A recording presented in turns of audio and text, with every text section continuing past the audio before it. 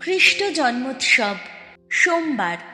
প্রথম পাঠ প্রবক্তা ইশাইয়ার গ্রন্থ 52 অধ্যায়, পদ সংখ্যা 7 থেকে 10। দেখো দেখো, গিরি পর্বতের ওপর কত অপরূপ ওই মানুষটির পদসঞ্চার, যে মানুষ মঙ্গল বার্তা বহন করে আনেন, শান্তির বাণী সকলকে শোনায়। যে মানুষ শুভ বার্তা বহন করে আনে, পরিত্রাণের বাণী সকলকে শোনায়, আর সিয়নকে বলে, তোমার ঈশ্বর এখন রাজত্ব করছেন।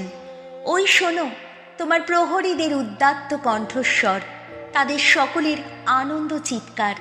তারা তো চোখের সামনে দেখছে ভগবান এখন সিয়নে ফিরেই আসছেন।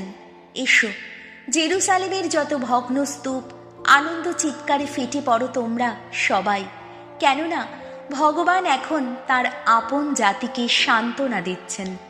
জেরুসালেমের বন্ধন মোচন করছেন তিনি। সমস্ত জাতির চোখের সামনে ভগবান তার পূর্ণ বাহুর শক্তি প্রকাশ করছেন। পৃথিবীর শেষ প্রান্তের মানুষও আমাদের ঈশ্বরের সেই ত্রাণকর্ম এবার করবে দর্শন। এই হলো প্রভুর বাণী। শাম সঙ্গীত ধুয়ো। আজ সারা জগৎ পরিত্রাতার দর্শন পেয়েছে। ভগবানের উদ্দেশ্যে গাও আজ নতুন গীতিকা। করেছেন তিনি কত অপরূপ কাজ। ভগবান নিজের সেই ত্রাণ কর্মের প্রকাশ ঘটিয়েছেন। তিনি কত ধর্মময়, সকল জাতির কাছে সে কথা দেখিয়েছেন তিনি। ধুয়ো। আজ সারা জগৎ পরিত্রাতার দর্শন পেয়েছে। ইসরায়েল বংশের প্রতি তার সেই দয়া, সেই মহা বিশ্বস্ততার স্মরণে রেখেই এত কিছু করেছেন তিনি। পৃথিবীর দূরতম দেশের মানুষও আহা প্রত্যক্ষ করেছে আমাদের ঈশ্বরের পরিত্রাণ লীলা। ধুয়ো। আজ সারা জগৎ পরিত্রাতার দর্শন পেয়েছে। ভগবানের জয়ধ্বনি করো সমগ্র পৃথিবী। হর্ষধ্বনিতে ফেটে পড়ো, গানে গানে মেতে ওঠো। ভগবানের গুণকীর্তন করো সেতারের ঝংকারে, সুমধুর গানে। ধুয়ো। আজ সারা জগৎ পরিত্রাতার দর্শন পেয়েছে। দ্বিতীয় পাঠ হিব্রুদের কাছে ধর্মপত্র 1 অধ্যায়, পদ সংখ্যা 1 থেকে 6। প্রাচীনকালে ঈশ্বর আমাদের পিতৃপুরুষদের কাছে বহুবার বহুরূপে কথা বলেছিলেন প্রবক্তাদের মুখ দিয়ে, কিন্তু শেষ যুগের এই দিনগুলিতে আমাদের কাছে তিনি কথা বলেছেন আপন পুত্রেরই মুখ দিয়ে। সেই তাঁরই মুখ দিয়ে, যাকে তিনি দিয়েছেন নিখিলের ওপর তার আপন অধিকার, যার দ্বারাই তিনি রচনা করেছেন বিশ্ব চরাচর। সেই পুত্র স্বয়ং পিতার মহিমা দীপ্তি, তার স্বরূপের প্রতিরূপ তিনি, এবং আপন শক্তিশালী বাণীতে তিনি বিশ্বকে ধারণ করে আছেন। সমস্ত পাপের পরিশুদ্ধি সাধন করার পর তিনি ঊর্ধ্বলোকে মহামহিমের ডান পাশেই আসন নিয়েছেন। স্বর্গদূতদের তুলনায় তিনি তো হয়ে উঠেছেন ততই মহান। তাদের নামের তুলনায় যতই মহান তার সেই নাম, পিতার কাছ থেকে পাওয়া তার সেই নাম। কারণ কোন স্বর্গদূতকেই বা ঈশ্বর কখনো বলেছেন, তুমি আমার পুত্র, আমি আজ তোমাকে জন্ম দিয়েছি, কিংবা আমি তার পিতাই হব, সে হবে আমার পুত্র? তাছাড়া তার সেই প্রথমজাত পুত্রকে জগতে নিয়ে আসার সময় ঈশ্বর বলেছেন, ঈশ্বরের সমস্ত স্বর্গদূত তার চরণে প্রণত হোক। এই হলো প্রভুর বাণী। বাণী বন্দনা। জয় জয় প্রভুর জয়। আজ জ্বলে উঠেছে পুণ্য দিনের আলো। আজ সকল মানুষ প্রভুর নামে জয়ধ্বনি করো। আজ জগৎ জুড়ে দেখো বিকীর্ণ মহান একটি জ্যোতি। জয় জয় প্রভুর জয়।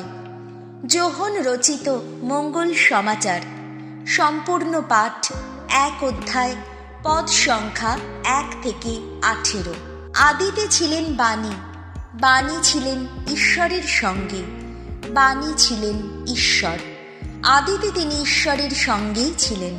তার দ্বারাই সব কিছু অস্তিত্ব পেয়েছিল, এবং যা কিছু অস্তিত্ব পেয়েছিল তার কোনো কিছুই তাকে ছাড়া অস্তিত্ব পায়নি। তার মধ্যে ছিল জীবন, সেই জীবন ছিল মানুষের আলো। অন্ধকারে সেই আলোর উদ্ভাস, আর অন্ধকার তাকে আচ্ছন্ন করতে পারেনি। ঈশ্বর প্রেরিত একটি মানুষ আবির্ভূত হলেন, তার নাম যোহন। তিনি এলেন সাক্ষী দিতে, সেই আলোরই বিষয়ে সাক্ষী দিতে, তার কথা শুনে যাতে সবার অন্তরে বিশ্বাস জেগে উঠতে পারে। তিনি নিজে সেই আলো ছিলেন না, কিন্তু সেই আলোর বিষয়ে সাক্ষী দিতেই এসেছিলেন। যিনি সেই সত্যকার আলো, যে আলো প্রতিটি মানুষের অন্তর উদ্ভাসিত করে। তিনি তখন জগতে প্রবেশ করেছিলেন, জগতের মধ্যেই ছিলেন তিনি। আর যদিও জগৎ তাঁর দ্বারাই অস্তিত্ব পেয়েছিল, তবুও জগৎ তাঁকে চিনল না। তিনি এসেছিলেন আপন গৃহে, অথচ তার আপন জনেরা তাকে গ্রহণ করল না। কিন্তু যারা তাকে গ্রহণ করল, তার প্রতি তারা বিশ্বাসী হয়ে উঠল। তাদের সবাইকে তিনি দিলেন ঈশ্বর সন্তান হওয়ার অধিকার। রক্তগত জন্মে নয়, দেহের বাসনা থেকে নয়, পুরুষের কামনা থেকেও নয়। তাদের এই জন্ম ঈশ্বর থেকেই। বাণী একদিন হলেন রক্ত মাংসের মানুষ, বাস করতে লাগলেন আমাদেরই মাঝখানে। আর আমরা তার মহিমা প্রত্যক্ষ করলাম একমাত্র পুত্র হিসাবে। পিতার কাছ থেকে পাওয়া সেই যে মহিমা, ঐশ্য অনুগ্রহ ও সত্যের সেই যে পূর্ণতা, তার সম্বন্ধে এই হলো যোহনের সাক্ষ্যবাণী, এই হলো তার উদাত্ত ঘোষণা। এরই বিষয় বলেছিলাম, যিনি আমার পরে আসছেন তিনি আমার অগ্রগণ্য, কারণ তিনি আমার আগেও ছিলেন। সত্যিই তো, আমরা সকলে তার সেই পূর্ণতা থেকে লাভবান হয়েছি।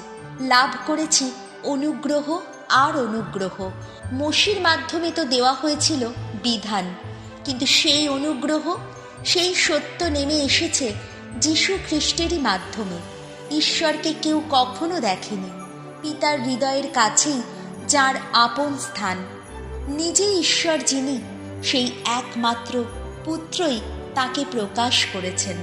এই হলো প্রভু যিশুর মঙ্গল সমাচার।